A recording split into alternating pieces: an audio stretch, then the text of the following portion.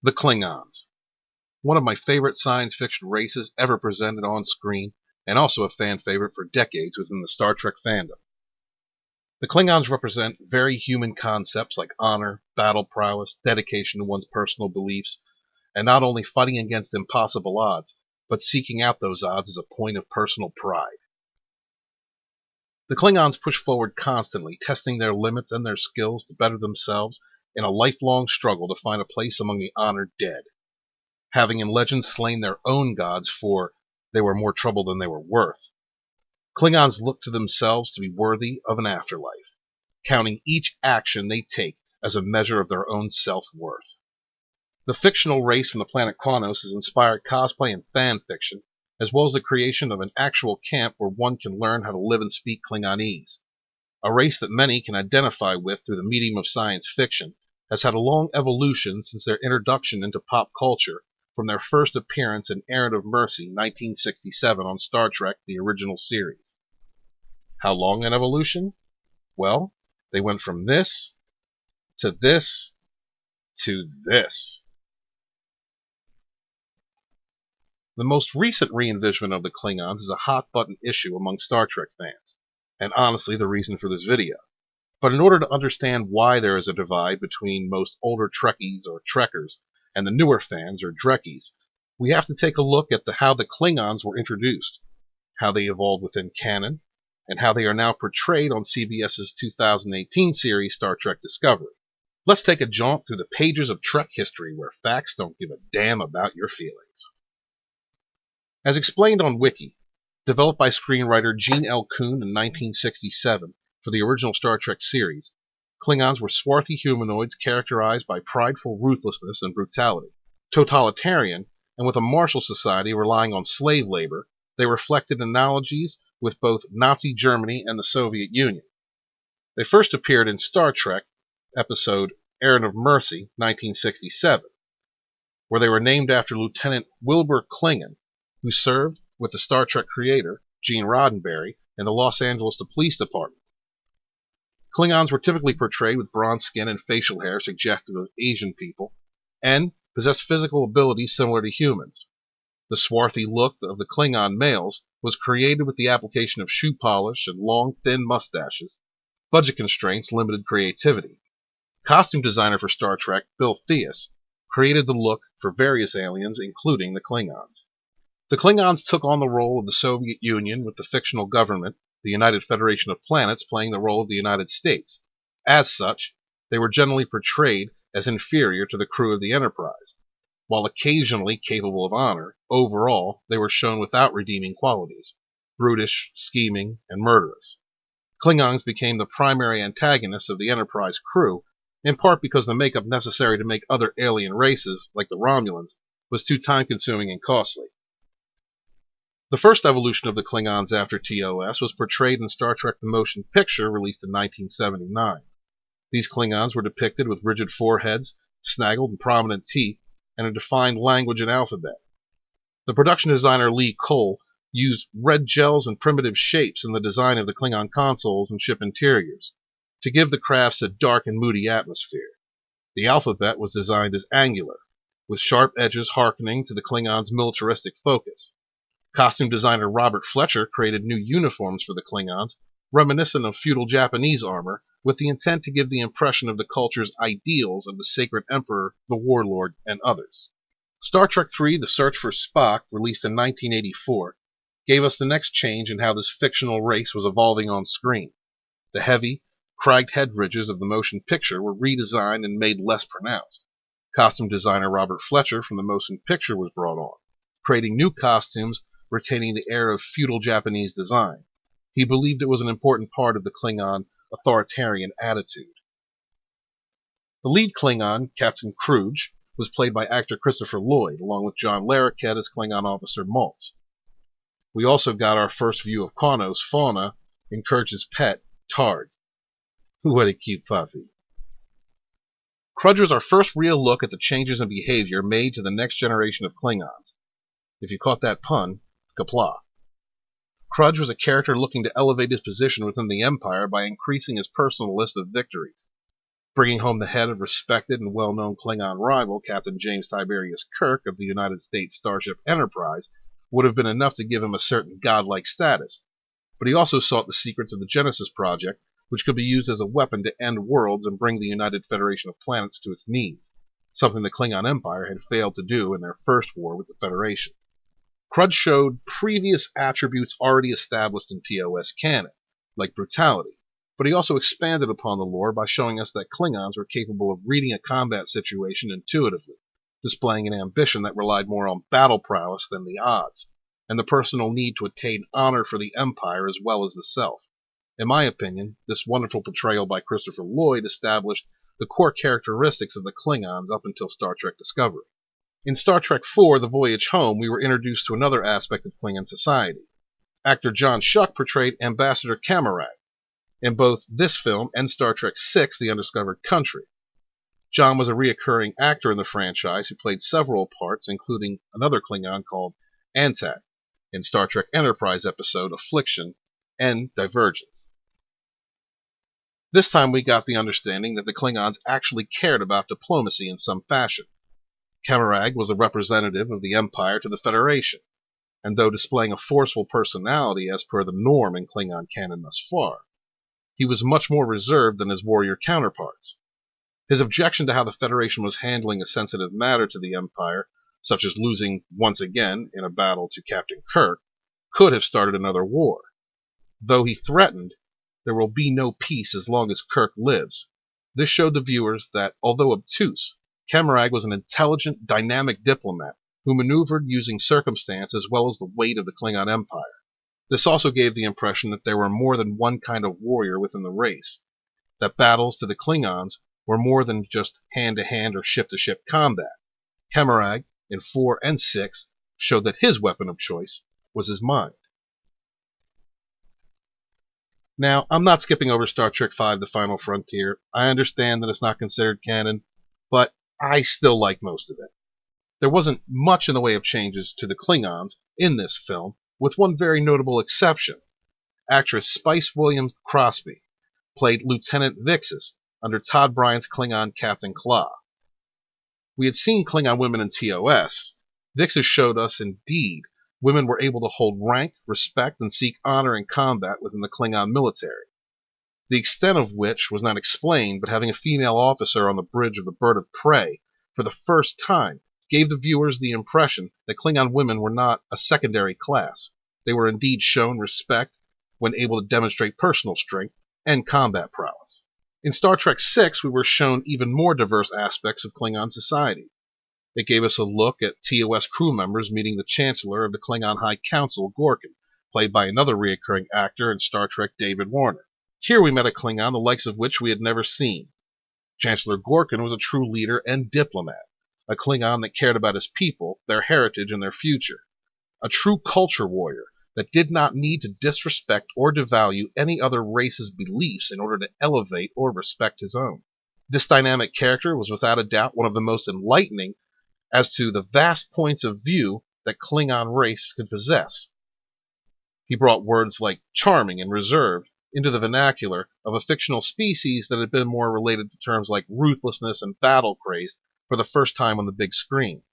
Though the character was short-lived, the impression he left lasted for years to come. The other notable character in this film was played by veteran actor Christopher Plummer as General Chang, the one-eyed Klingon who serves as Gorkin's chief of staff. Chang appeared like a transition between the older TOS representations of Klingons and the newer cinematic versions. He had head ridges, but hardly a bone plate. This suggested at the time that he was possibly some offshoot like TOS Klingons, or they were expanding the physical differences in the Klingon races. It wasn't until Star Trek Enterprise that episodic viewers received a more in-depth explanation as to why. With somber respect, I must also note that Star Trek creator Gene Roddenberry died shortly before this movie's premiere, just days after viewing the film himself. Gene's creativity and spirit would live on for decades to come through the beloved universe that he created, through those that had the pleasure to work with him and those that he loved. Thank you, Gene. Second star to the right, and straight on till morning. With the release of Star Trek The Next Generation, or as the fans lovingly call it, TNG, we were introduced to the first steady Klingon character who spanned not one but two Star Trek series. Actor Michael Dorn portrayed Lieutenant Worf, son of Mo, for the entire run of TNG and 4 seasons of Deep Space Nine. As well as playing Worf in several TNG movies, he was also able to play Worf's grandfather, also called Worf, in Star Trek VI. Worf is an unusual case when it comes to Klingons. He was raised by humans after his parents were killed when he was very young. The racial bigotry between the Klingon Empire and the Federation still existed to a degree in his youth. He felt isolated and tried to honor his heritage by gathering whatever information he could find on his race. His isolation was further compounded by the unjust accusation that his father was a traitor, which did not allow him to return to Kronos when he came of age. In his society, being the son of a traitor, he could not acquire honor, and he would always be considered an outsider as well as a second-class citizen. Worf's only choice to find personal honor in his life as a warrior was to join Starfleet, the historical adversary of his own people, even under the Mutual Protection Pact of the Khitomer Accords. The journey we take with Worf through his character's development gives the viewer an insight into the Klingon culture through the eyes of a Klingon brought up in 23rd century human values. These insights allow the viewer to explore and try to understand Klingon culture through his vaguely familiar lens. As Worf learns more about himself, his place within his own racial culture, fans are able to go into great detail through several aspects of culture of this fictional race. With all that can be said about Worf, he is not a perfect example of what Klingon culture is, as many of his Klingon friends that he makes along the way have stated to him many times that he does not understand his own people. Worf is one of my favorite characters in Star Trek, but even I have to admit these points. A more accurate representation of the television incarnation of the Klingon peoples would be Worf's brother Kurn, son of Mo, played by Tony Dodd, another reoccurring actor in the Star Trek universe.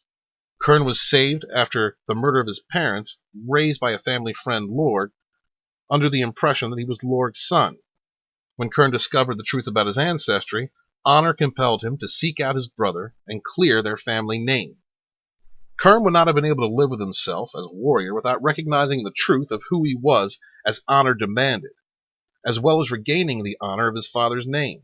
Lies do not become Klingons with honor. Kurn teaches us that what we do in life echoes in the afterlife. A Klingon without honor is no Klingon at all. Klingons do not manipulate, live with untruths, misrepresent themselves, or seek power through means that would compromise their honor. A perfect representation of what is not acceptable in Klingon society is Duras, son of Toral, played by Daniel Royden. Duras was a member of the Klingon High Council. His father is the traitor for which the crimes of Mogh were falsely accused. Duras knew of his father's treachery and took steps to use his family's power and influence within the Empire to hide these facts. Even Chancellor Kempek of the High Council knew of this falsehood and remained silent on the issue, for if the Chancellor had chosen to reveal the truth, Duras would have called him a liar and begun a civil war. The difference between a Klingon with honor and one without can be seen when Worf and Kurn uncover this plot, and at the behest of the Chancellor also choose to remain silent to keep the Empire from falling into civil war. This story arc shows us, even within the Klingon Empire, there are true villains who have no respect for one of the highest qualities in post-TOS Klingon canon. Other Klingon characters that further flushed out this fictional culture are Chancellor Gowron, portrayed by Robert O'Reilly, Martok, son of Uthog, played by actor J.G. Hetzler, another of my favorite actors who played several roles in the Star Trek universe. Also, Susie Plaxton, who portrayed Ambassador Kalar, a half-human, half-Klingon, as well as being a recurring actor in several other Star Trek series. Another of my favorite Klingons is Grilka, leader of the House Grilka, played by Mary Kay Adams. The difference between the original Klingons of TOS and the Klingons of Star Trek the Motion Picture and beyond are a simple matter of budget and availability in TOS and creative license, better prosthetics, and the advancement of available cosmetics. For the Star Trek fandom and the creators working behind the scenes, this was not enough. The pilot episode of Star Trek Enterprise Broken Bow was set just 100 years before TOS, and we met a Klingon who had crash-landed on Earth.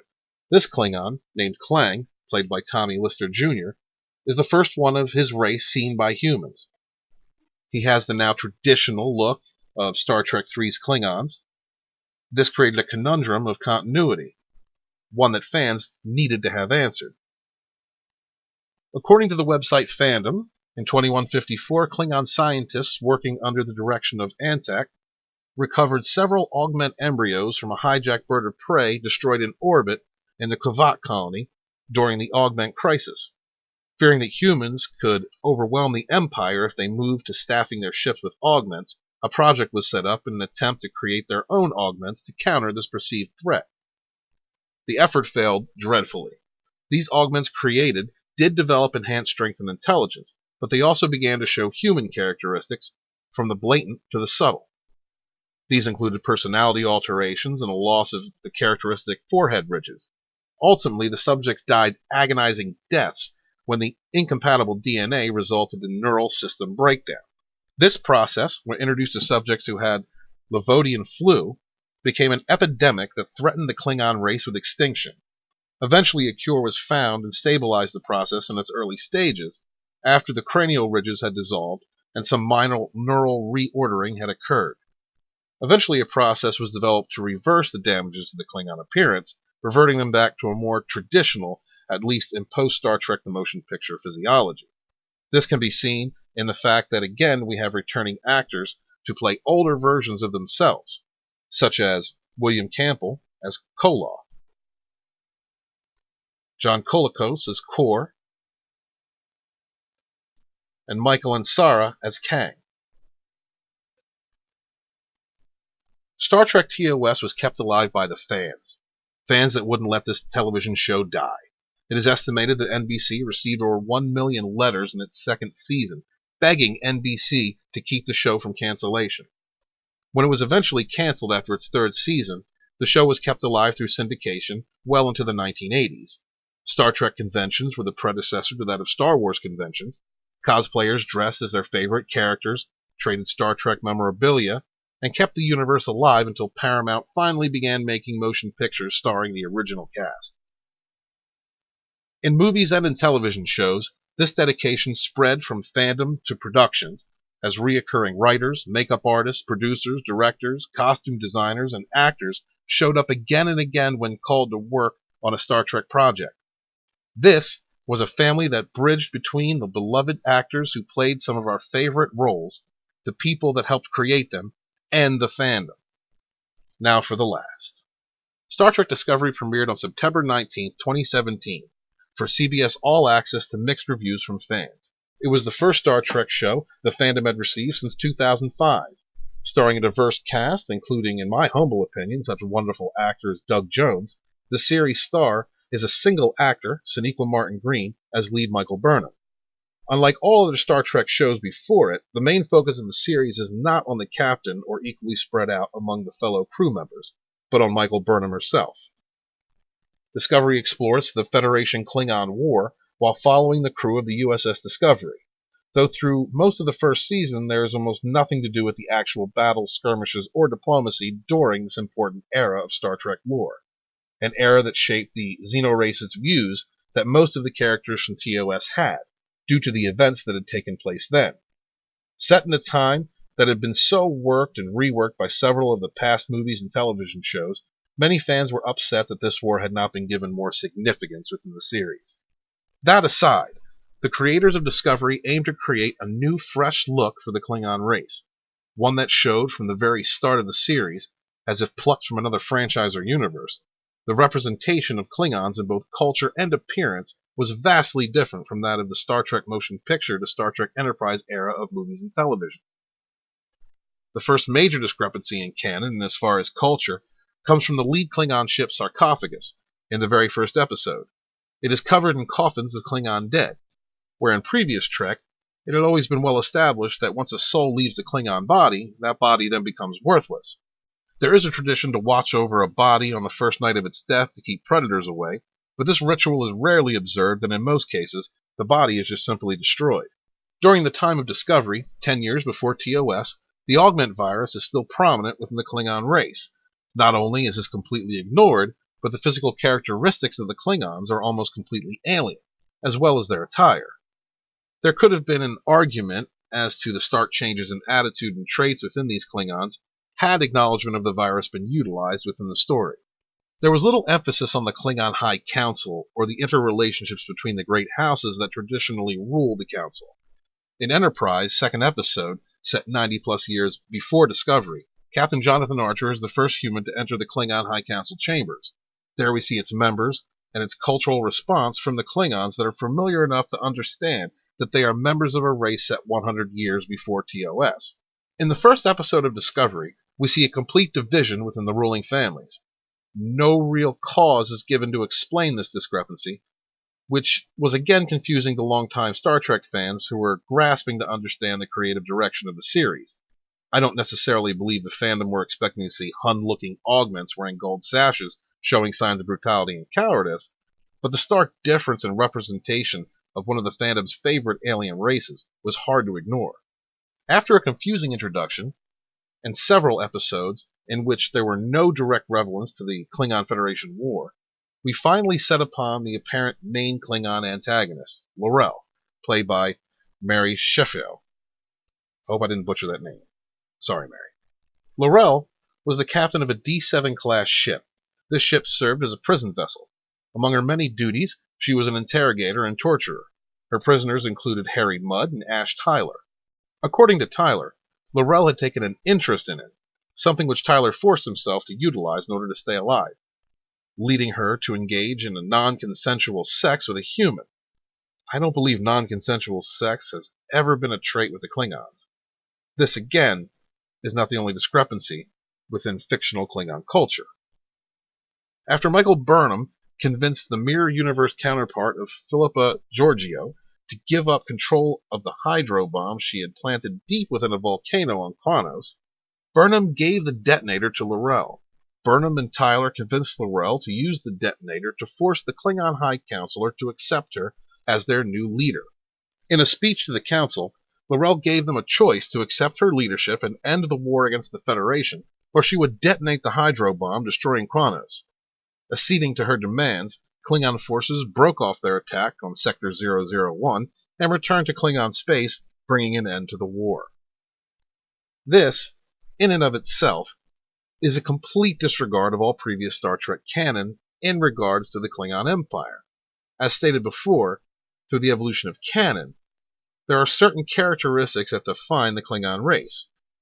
Though the augment Klingons did take on certain undesirable human traits, the core culture of the Empire relied heavily on its self-identification within the realm of honor. When Duras hid his family's betrayal, biding time and consolidating power before assassinating Chancellor Kempek, Duras knew that if the ruling families of the High Council were to find out about his dishonor, he would have been put to death.